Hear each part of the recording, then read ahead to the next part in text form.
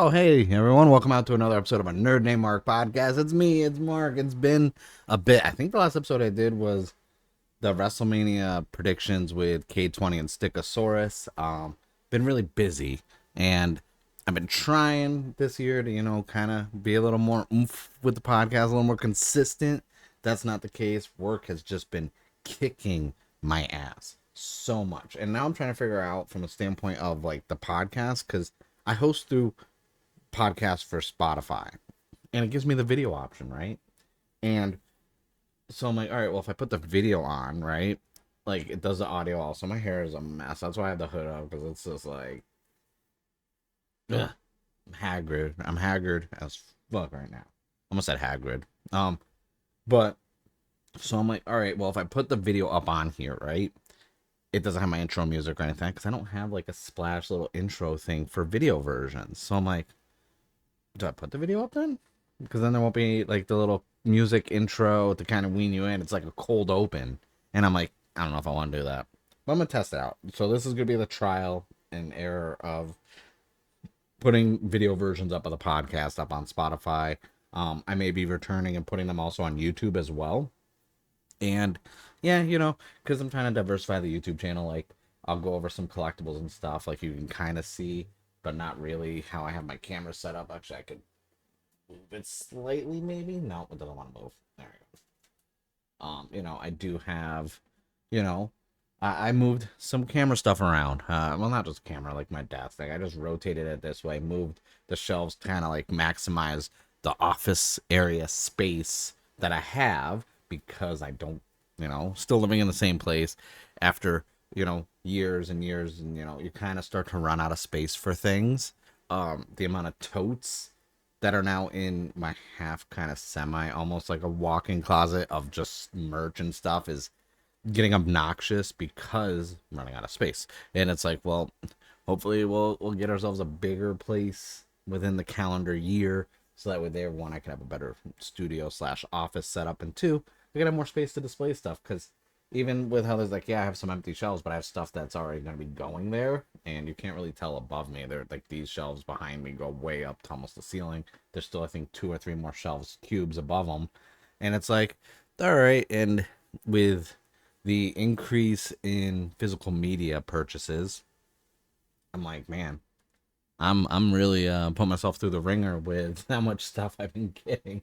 So I'm like, okay, let's lock it in. Let's get this a little more organized. But I digress. Welcome to the a Nerd Day Mark podcast, and I've got a lot to talk about in this episode. Not just me talking about the woes of organizing my collectibles. We got some comic book stuff to go over because it's been a bit since I've done a comic haul to on the podcast. New wave of collectibles for another nostalgic 90s IP that I'm in love with. Also increasing my Toku, mini plaws and SMPs and model kits, just because that's, if you are familiar with my YouTube channel, because there's some crossover between the podcast listenership and the YouTube channel. Um, the YouTube channel has been very Toku heavy, which Tokusatsu, which is like Kamen Rider, Super Sentai, which is what American Power Rangers draws inspiration from. We got Ultraman, Godzilla, stuff like that. So that's, the channel's been very heavy on that, even though I do put some comic book stuff on there and YouTube shorts about other collectibles and physical media stuff. So yeah, I'm gonna be putting some videos over there. I'm probably gonna put this over there as well because hey, why not put the podcast back over there? Like I said, there's not really a lot of crossover between the listenership. Even with Spotify, like I look at the analytics on the podcast, and even though it's hosted through Spotify, I can do all these great features with Spotify. The bread and butter is still Apple Podcasts.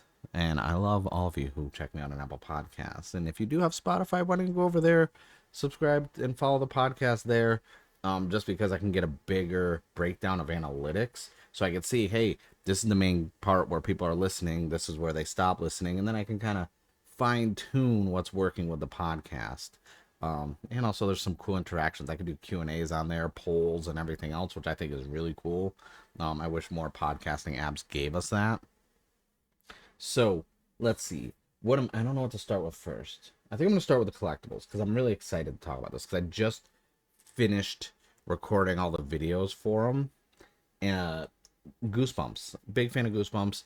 If you go back and you listen to the podcast where I had Squall Charleston as a guest, who is the author of the Terror Valley book series, book 3 has came out. Sadly I didn't get to review that. I'm gonna have to. I read it. Just everything's been so just all over the place this year. If I thought last year was the year of like just bad things happening and tragedies and me being all over the place, this year is just career related all over the place. So I'm like, man, I am just, yeah. And it's I'm not complaining because, hey, work is work and the economy and everything going on. I am more than blessed that I get full-time employment that pays me very well, so I can, get comics, get my collectibles, pay my bills, have food on the table and a roof over my head. So I do not take for granted how much I'm working. I may be tired, I may complain about how much I'm working, but I'm in a position where, I don't. There's people who have it far worse than me when it comes to everything going on and how to afford things and the economy and food. So it's like I can complain all day about being tired and how much I work, but at the end of the day, that's what you need to do. You need to work. So yeah. But so bringing up, well, I did talk about when we talked about his Terror Valley and how this generation, this time frame, we don't have that book series like the Goosebumps were for us in the 90s, early 90s. Like, I tell everyone, hey, I remember going to that Scholastic book fair. Let me get them Goosebumps. Let me get Animorphs. Maybe a coloring book or two, because I remember when they used to drop the Power Ranger coloring books and stuff like that. So the Ninja Turtles. So I was like, that was my jam. I was like, let me get my Goosebumps and Animorphs. So this company called Trick or Treat Studios. If you haven't already, you got to check out their website. Their website is crazy with good stuff, like licensed IPs that they have. I clicked begrudgingly on the Gremlins logo to see what they had, and now I don't sleep. I need almost everything from that section. It's bad. If anyone knows, Gremlins, top 5, maybe even top 3, one of my favorite movies of all time. The first one, the second one's not bad. It was funny. I'll put the second one in maybe my top 20 films of all time. But Gremlins, so good. And then Killer Clowns from Outer Space, another film easily in my top 5, probably my top 3 actually. I think Gremlins and Killer Clowns are probably like interchangeable between 1 and 2 for one favorite films of all time and most rewatched films. I have them on VHS. I have them on DVD. I have the Blu-ray. Like I got the I got the Steelbook. Like I love those films so much. Even I have these, not over here. Actually, I do have it over here. If you remember, I do have the cotton candy gun from Spirit Halloween for Killer Clowns from Outer Space. I'm a huge fan, but when I saw what Trick or Treat Studios had, I was like, damn, I need all that stuff. But the reason why I bring them up is because they just worked and released a wave 1 of their Goosebump line. The figures aren't in the box because I have them on display actually in my nostalgia shelf of physical media, which has books, some VHSs, and it's all stuff from like the 90s. But we did get Night of the Living Dummy, and I like these boxes because it looks like the spine. Wave 1 has, Slappy, the Scarecrow, the Mud Monster, the Mummy, and the Haunted Mask, and as well as you can build Curly, which is like the Goosebumps mascot. So this is Wave 1. These were $24.99, so I ended up getting Slappy from Night of the Living Dummy, and the Scarecrow from The Scarecrow Walks at Midnight. I love how those look. I'm gonna be getting the rest probably this week at some point. I found them at Walmart randomly. I bought those 2. I didn't want to shell out buying all 5 and dropping 100, 125 plus tax, like right then and there. I had other stuff I had to shop for.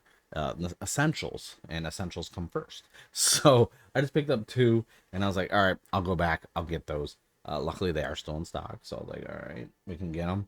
And so I already just recorded all the videos for those. I just got to bring them up to the editing and everything else. And hopefully I can have those going up within the next week or so. When I find time. Like, I bulk record now stuff. Then I go back and I will edit everything. I'll spend like a whole day just editing and rendering videos. And then that's usually my content for, when it comes to toys and stuff, that's my content for like a good week or two.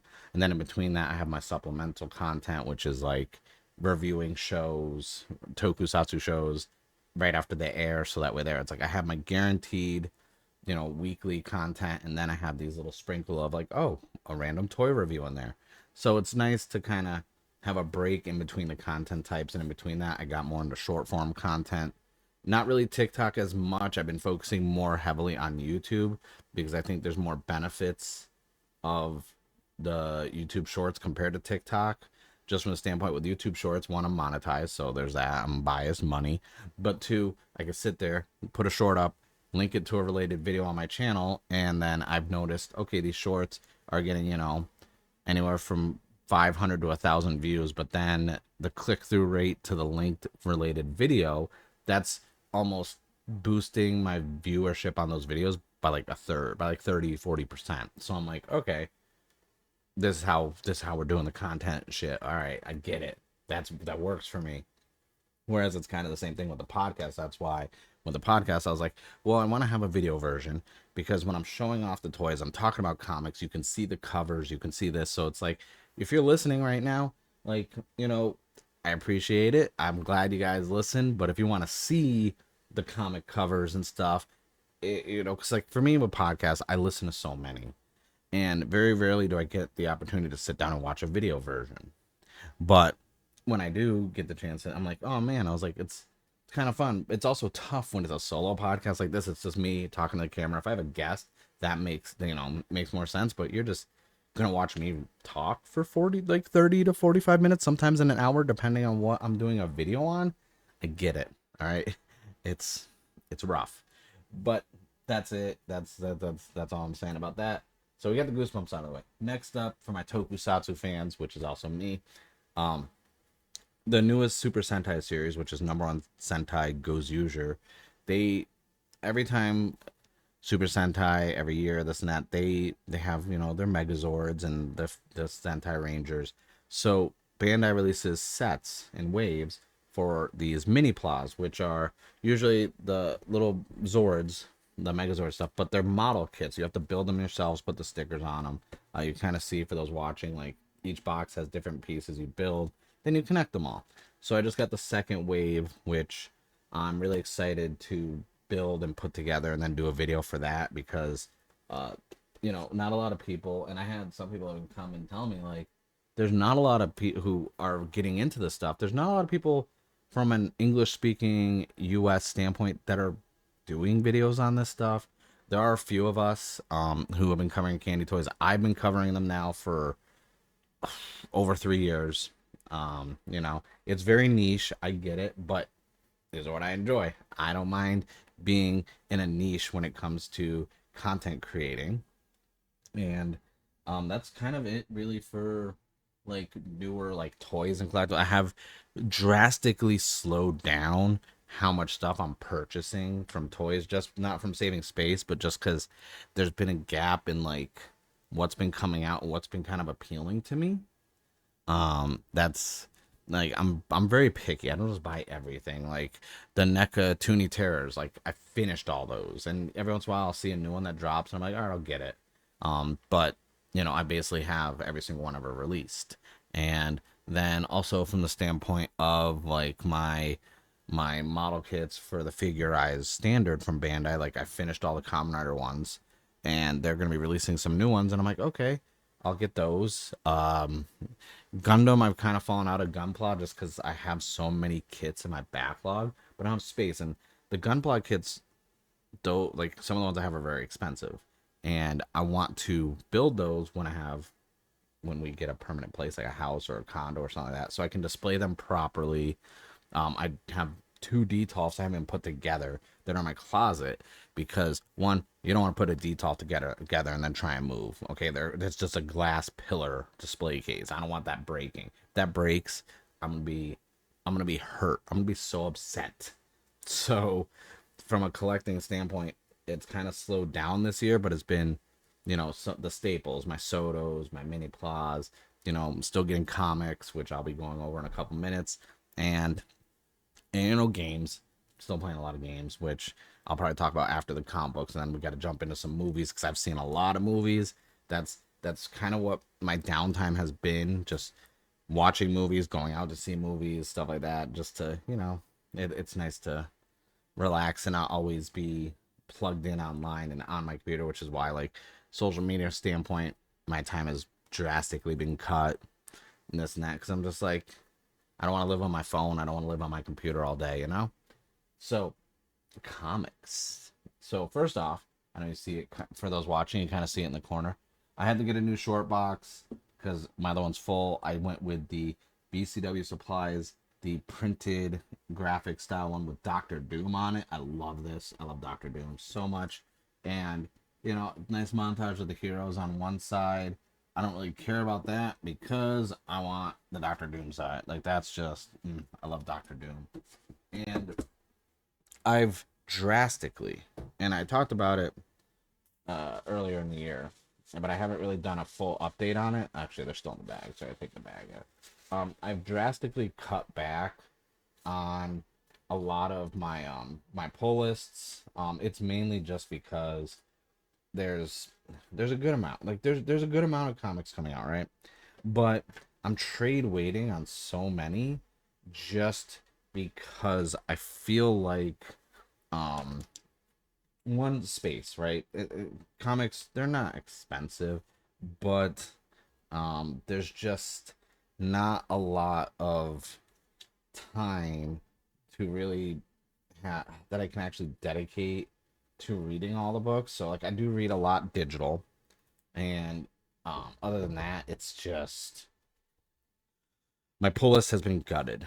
And then it wasn't only recently, I did add a bunch. Last week when I went in to pick up my comics, I did add a bunch of stuff to my pull list. I was like, hey, and I'm gonna add to my pull list. And the manager, who I know and I've known for years because I've been going to this comic book shop now for 7 years. The company itself, I've been going to them since 2013, but this location I've been going to since 2018. And they were just like, I'm ready to add to my pull list. They're like, all right, because you gutted it like last year and then you even removed more. And I'm like, yeah, let's do it. So none of the newer stuff is on this. It's all stuff coming out because we do have a Street Sharks comic coming out. VR Trooper. It's like a lot of the nostalgia stuff is hitting like 90. That's what's like appealing to me. Like, Biker Mice from Mars have a comic right now being written by Melissa Flores, who wrote Power Rangers, The Dead Lucky, which I've adamantly have campaigned for and championed for. That's so good in the Massiveverse, and I need the Dead Lucky to return. There's also Spider-Gwen Smash. Just a lot of, like, Melissa's like writing so much stuff, and it's crazy all the IPs she's writing for, and how, even being that busy writing that many different books, the quality is not lacking at all. Because I can tell you, for me personally, if I'm working on a lot of stuff and at the same time, like, some stuff might suffer or lack while I'm putting focus into other stuff. That's not the case with Melissa when she's writing, and I'm like, damn. Even Kyle Higgins got more stuff coming out in the pipeline other than Radiant Black. Like, I'm just like, everyone in that camp is just killing it. So we got to go over the comics. First up, because I mentioned Higgins, we have Radiant Black 33 and 34. I read the digitals. I got my physicals. I did get other ones in the mail from them, but I do still buy the comics. Like, they send me the issues to talk and post about and this and that. But I do still buy in store to support my local comic shop the issues. I think right now Radiant Black is in a one. There's a crossover with Rogue Sun, but two, I think Radiant Black is in a good position right now where, like, it's a good jumping on point post the Catalyst War. For those of you who have not checked it out and this and that, it's a good jumping on point. I would definitely 100% say don't sleep on going back and rereading. Go get some trades.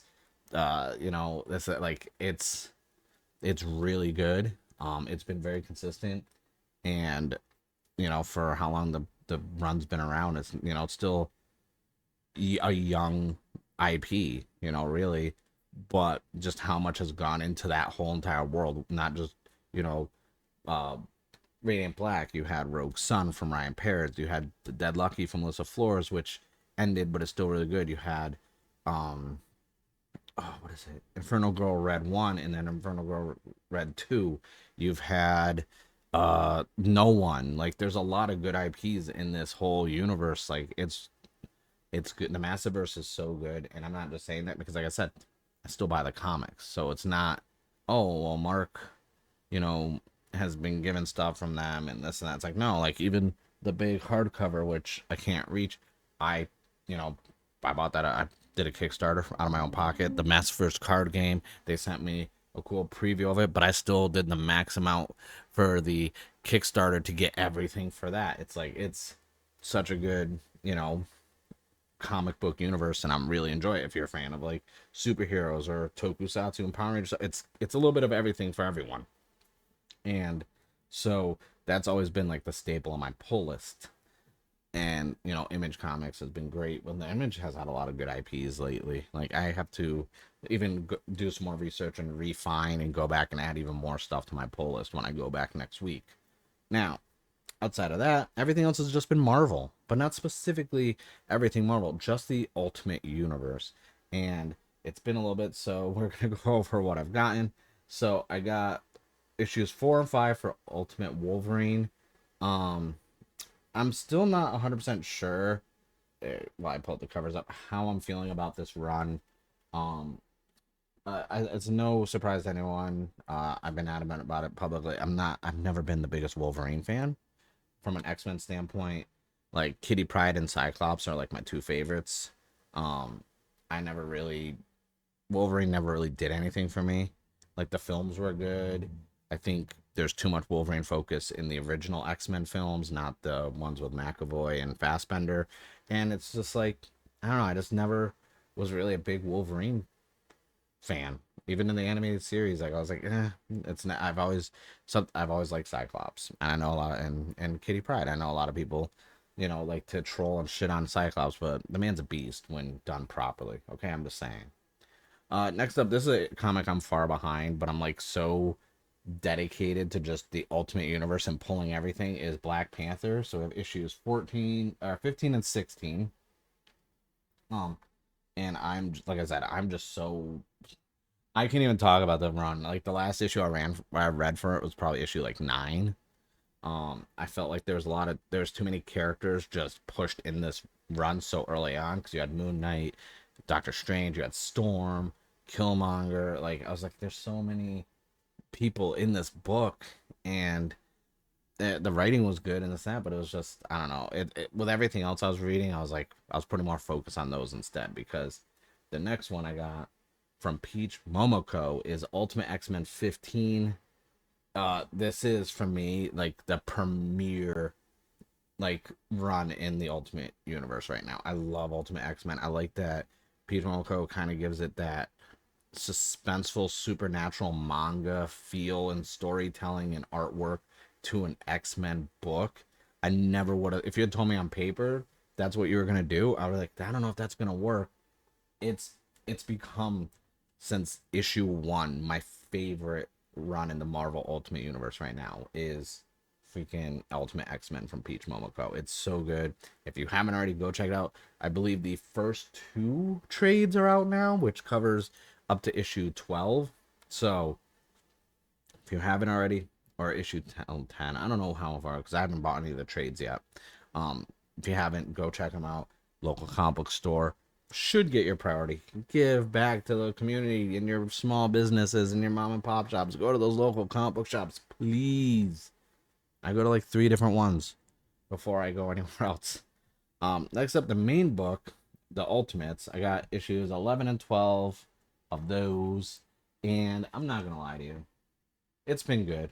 If you, honestly, really quick sidebar, if you want to go see my opinions as well as my friends, go over to Rollover Queen Reviews on YouTube. We do something called the Ultimate Countdown. We have me, Rollover Queen, and Dr. Penn. We talk about basically all the Ultimate comic books and in depth in our opinions, sometimes good and bad. So yeah, if you haven't, go check out his YouTube channel. I believe he just hit recently 1,000 subs. I think he's over. I think he's almost at 1,100 now. So big shout out to the homie Rollover for that. And then lastly, the longest running comic, or one of them, I think X-Men's getting pretty close, is Ultimate Spider-Man. I got issues 16 and 17, which were the craziest issues, crazy reveals, and that comic has been consistently good.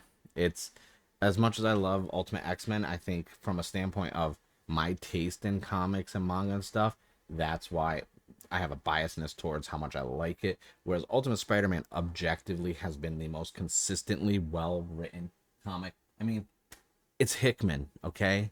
It's Hickman. In Hickman we trust. I've always been adamant. Hickman, when he did House and Powers of X, that got me to care about X-Men.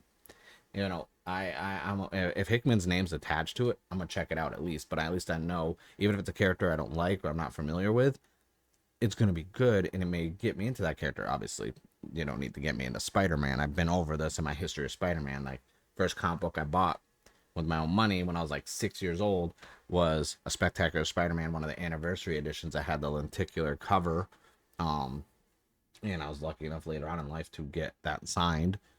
So it's one of those things. Spider-Man's always been like my guy. Like, I can always go back to a Spider-Man like comic at any jumping on point and be like enjoying it. You know, whether it's Superior Spider-Man, whether it's, you know, the OG Ultimate Spider-Man or Amazing Spider-Man, Spectacular Spider-Man, Spider-Man 20. It doesn't matter. Spider-Man, I'm always, there's something about it I'm always gonna enjoy. I can't hate Spider-Man, you know. So that's really for comics. Like, I've been more consistently picking up my comics properly, so that's been good. Um, I would say that um in the coming months, the amount of comics I'm picking up is definitely going to increase. Not by much, maybe by like 4 or 5 different runs, but that's, when you think about it, really, that's 4 or 5 comics a month. So it's only like another $20, maybe after maybe like 20, 25 at the most that I'm going to be adding a month to my comic pickups, which really isn't, that's not that much at all.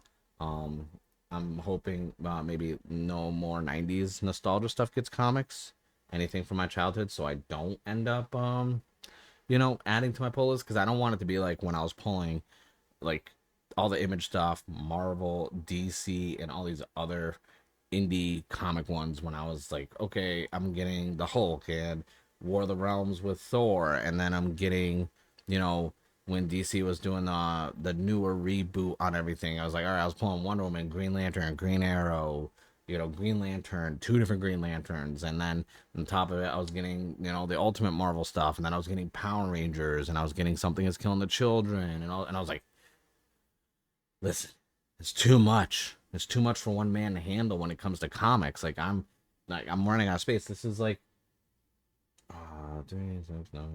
this is like my 18th or 19th short box I bought in, uh, and it's like I'm usually buying like, I think at the most I was buying like 2 of those a year, sometimes 3. Now I'm up to basically 20 short, and that's not including like my long boxes, or these are just ones I bought in realistically since I moved back to California. So over the span of 9 years, that's not too shabby. When I have back home, I have like 5 or 6 long boxes, another big batch of short boxes as well. I was thinking about upgrading to the more plastic style ones so I can have tabs in them that say the name, so I can put. I was like, that's, like I said, there's a lot of stuff for like when we have a permanent place, like a house or a condo. That's when I'm really gonna be investing in the storage and organization of everything. But for right now, boards, bags, and short boxes, that's all I need. Like, I gotta board and bag these after because they're not, and it's bothering me already that they've been not board and bagged, and it's been like 2 days since I bought them. So I'm just like, I was like, they're gonna get I need them to be smooth and flat and no crinkles and no creases. Also, because I've already read all the digital versions of these. Because that's another thing too. Is like, I've been getting digital comics because I don't always have the time to go to the comic book shop because I work the same hours as the comic book shop, and then my local comic shop that I was going to, they don't carry my pull list anymore. They transferred it over to their main location, which is still not that far. It's like 10-minute drive in the other direction. So I was like, all right, I'm not gonna lose sleep over it. I gotta go to a different location, but and I hope they don't shut down another location because I know it's been rough, especially when you have like 4 or 5 locations spread out around Southern California. That's got to be really costly, and then with the rise of people just buying trades, and everyone can get stuff on Amazon now, like next day. And they did increase of like collectibles and trading card games because that's gonna be your offset for your making money. But yeah, that's it for comics. Movies. Ooh, I want to talk about movies. Because there's no real main topic. Like I said, this is kind of like jumping back in, getting my feet, dipping my toes in the pool, so to speak. A lot. Okay, since the last podcast episode, the horror movies we've been getting have been so good. And I hate that everyone's like horror's back. It never went anywhere. Okay, yes, it's back from the standpoint of we're getting more in theaters and they're making money. But for those of us who are fans of the horror film genre, it never went anywhere. All right, we've been getting quality films always. It's just now there's the mainstream appeal. The general audience is going to see them. Like I saw Sinners, I need to see it again, but I think I'm gonna wait because I do believe it's getting the 4K release in another month. Sinners was such a good, and I'm adamant. I'm not a big fan of vampire movies. I never have been, but that movie was so damn good, and I was like, oh. Obviously, it's not a review. I'm just going over what it's like. It was. I really enjoyed it, and then another film that was kind of intriguing to me is I watched I saw a clown in a cornfield as well.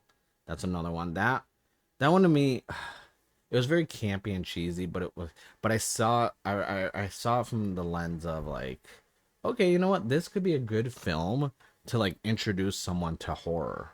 Like someone who knows about horror but isn't a big fan, be like, oh, you can watch like it's kind of like that scary stories to tell in the dark. Like that's a good film if you want to be like, hey, check out this horror film. It's not gonna be for the gore hounds and this and that. It's just a good middle of the road, entertaining horror film. Am I gonna watch it again? Probably not. Like, not if I have other options. But it wasn't bad. Like when it gets its physical release, I'll buy it and add it to the horror film collection. Just like I do with a lot of stuff. It's like, sometimes I'll be like, oh, it's all right film, but you never know. A rainy day, I may be like, hey, I remember that film. Let me go check it out, and then I might like it more later on down the road, which has happened a lot with films where I won't like them at first, or I'll think they're all right or they're good, but then I'll go revisit it years later and be like, all right, maybe I treated you too poorly because this is actually a really good movie. Prime example, Interstellar, when it got re-released in IMAX, I checked that out and I was like, why did I not like this film? Why, like, I don't even remember because like I never posted about it online or anything or did a review for it. I just I saw it and I was like, eh. And anytime I see it like on streaming or this and that, or I saw like the 4K for sale, I was like, I didn't really like that movie, but I never knew why. So when I rewatched it, I was like, this is a damn good film. Wow, like how? And then obviously Final Destination Bloodlines, saw that.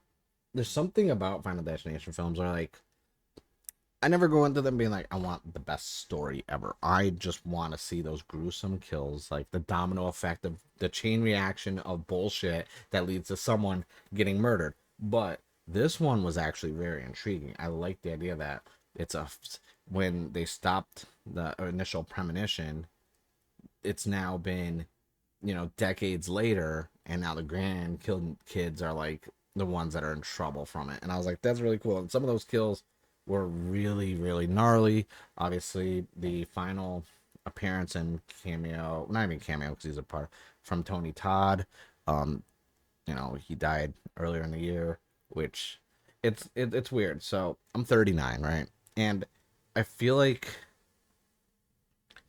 when it comes to like celebrity deaths, like I don't feel like they're ever really like super impactful for me, like personally. Like it sucks. It makes me initially sad and sad, but it's not like when a relative dies, you know.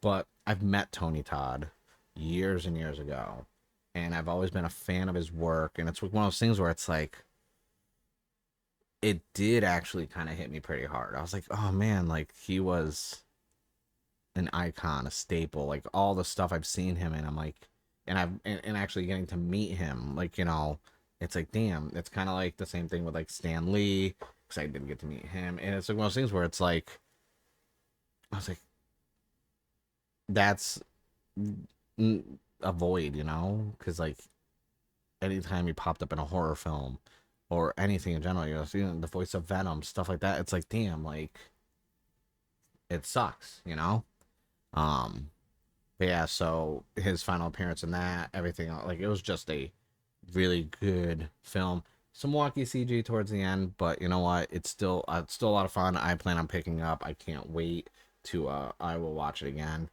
Um, I don't know how I'm gonna talk about this next one because this one hurt. I took this one personally. I'm not even gonna lie to you guys. All right, I took this personally until dawn. Until fucking dawn, okay? Listen, listen, listen. Anyone knows Until Dawn, my favorite PS4 game.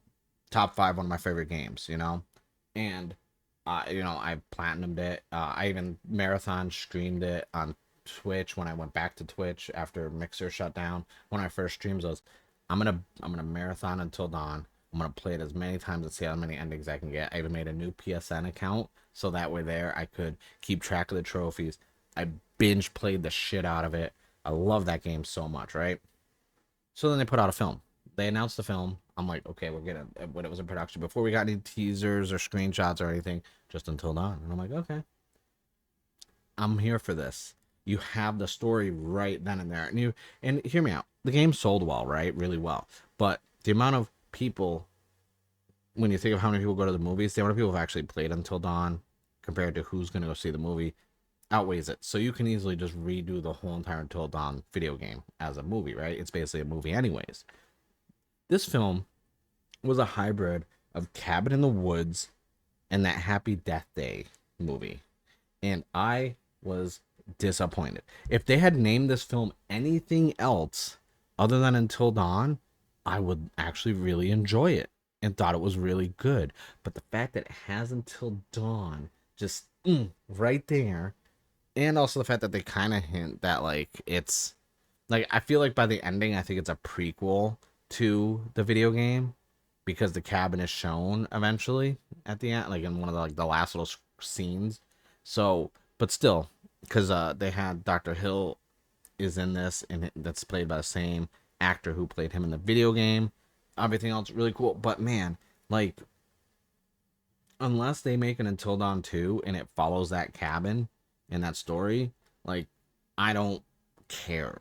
Like they could have renamed it. They could have renamed it Survive the Night. They could have renamed it, um um Till Sunrise. Like not Until Dawn, just Till Sunrise. Something, but not Until Dawn. Actually, that'd be kind of cool to make a spoof called Till Sunrise.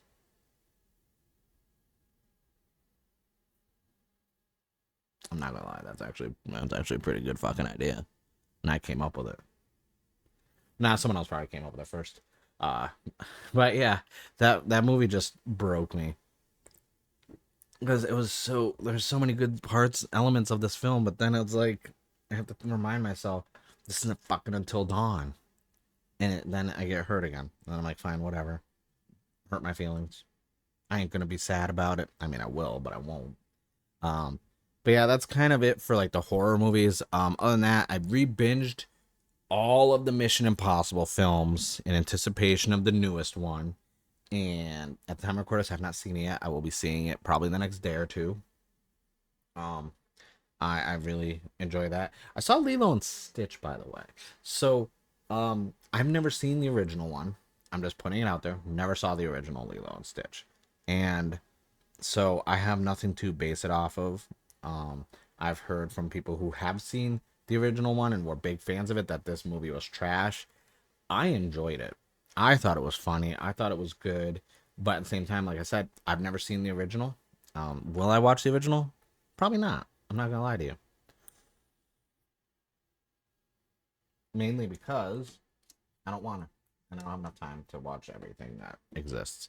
But I just didn't think it was really that bad of a film. I really enjoyed it. Am I gonna would I rewatch it? Probably not. But that's because I don't. It takes a lot for a movie to make me want to rewatch it. Which is why I rewatch like Lord of the Rings so much, and basically Marvel movies and karate movies and stuff like that. Which is leading me into my next one, Karate Kid Legends. I saw that. That was uh okay. I get the negative outlook a lot of people had for a review standpoint, where it's like didn't change the formula, wasn't like, but you go see a Karate Kid film, you're going, for the stereotypical formula. New kid in town, meets girl, likes girl, girl's either current boyfriend or ex-boyfriend is an asshole. There's some sort of martial arts tournament, then that person needs to be trained by either, well, sadly, Mr. Miyagi's no longer with us. This one, it's like it's Jackie Chan's Mr. Han, or Daniel LaRusso, played by Ralph Macchio. So it's like that, and then the formula gets trained by them. There's some sort of personal family related conflict, which happened to be with the girl that he likes father. Then we go to tournament. Either both the antagonist and protagonist make it through up until the finals. Then there's either a tie or there's some sort of shenanigans that's happening. Then it leads to the signature finisher that the protagonist had tried to learn, and then that's how they win, and then everyone's happy. That is the formula, okay? That is the Karate Kid formula. And it hit that, and I thought it was good. Now, I know it takes place post Cobra Kai. I do wish, other than a little teaser stinger at the end with, Daniel and Johnny,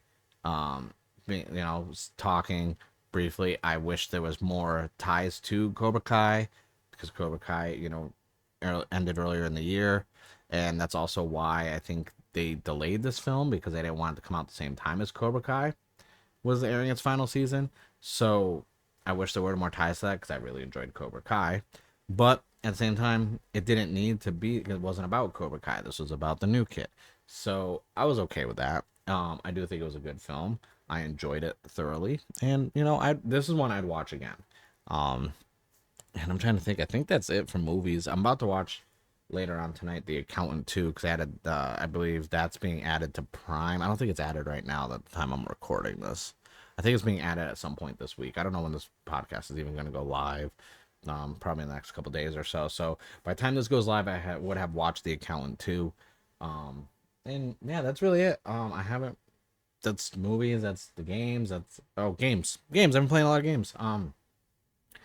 So I've been playing this Claire Obscure Expedition 33. I love it. Sinking my life into that. And then also Diablo 4 Season 8. So me and my cousin and a few other friends have been just playing the shit out of that when I have time. The Switch 2 is vastly approaching its release, and I'm like, ooh, Switch 2. So I don't know what's gonna go on with that.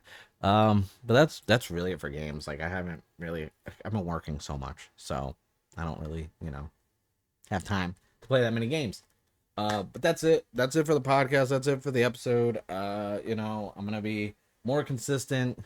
I'm gonna figure out this whole Spotify video situation. So that's probably gonna delay this going up a day or so, because I'm gonna figure out what the fuck to do about that. Um, but yeah, that's it. If you haven't already, check out Nerd Day Mark on all podcast listening platforms. If you do have Spotify, go follow the show on Spotify. Leave it a nice little rating. If you're on Apple Podcasts, leave me a little rating. I am gonna put this on YouTube, so if you're new to the YouTube channel, hit the subscribe button, like, comment below what you've been watching lately. You pulling comics, you let me know. I always like those discourses, those conversations. I'm working on revamping the Discord and working on some other stuff that's going to be more geared towards July. So I'm not even going to talk about it yet. I've actually been talking with some people, and we've been like my brain trust, and they've been helping me fine tune how I want to start the next content chapter of stuff that I want to do that's more locked. Like, I don't know how to word it. When I'm ready, I will. That seems to be always the case. Like, I'm always working on something on the back end because I got to finish some merch designs too, so I can drop another wave there over at Only Henshins, which is going to be renamed and rebranded in July as well. But yeah, I thank you guys for watching. I thank you guys for listening. That's it for a Nerd Named Mark podcast. My name is Mark, and I'm a nerd.